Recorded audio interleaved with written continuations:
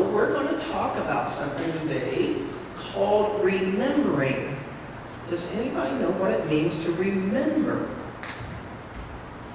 If something happens, you could think of it and you can remember it. That is right. That's right. So anything that's happened in our past, we think about that thing or that person. Now today we're remembering people who have passed on, as well as people who are no longer with us. So are there any people in your life whom you miss, whom you used to be around, but you're not around anymore? Anyone?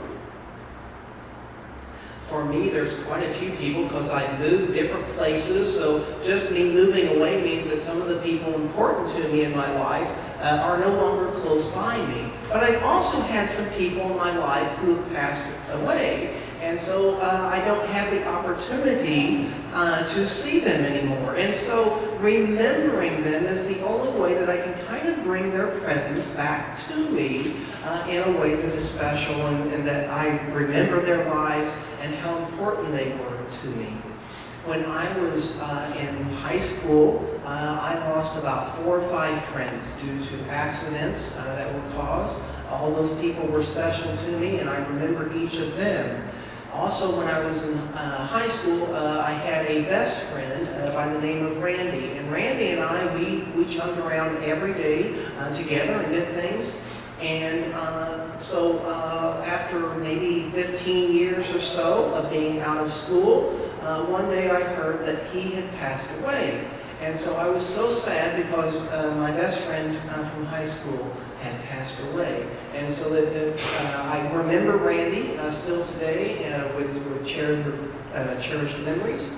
I've had other people in my life. All my grandparents have passed away, and I've had a cousin who passed away from an accident as well. And I remember her especially around this time because I always got to see her and my uncle who had also passed away.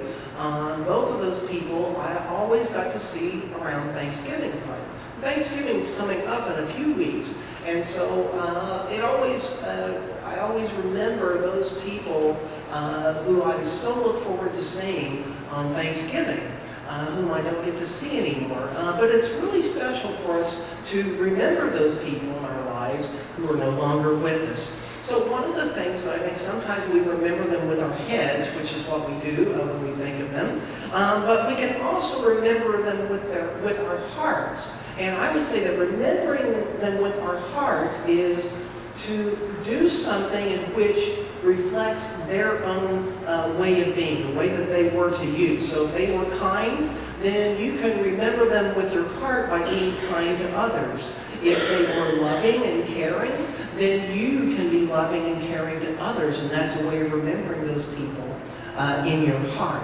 So we remember people both in our heads and also in our hearts by acting like them. So I hope that you will not only remember those who may no longer be in your lives, but also remember them in your heart by acting in the good ways in which they did as well. Let us have a prayer before we go to Sunday school or back to our parents. Oh God, we give you thanks for the blessings of life and for remembering us in so many ways, being there for us in all of our trials and in our joys as well. We ask, oh God, that you help us to remember others and to remember them not only with our heads, but our hearts, that we may live by their virtues in all that we do and say. Amen. Thank you all for coming up.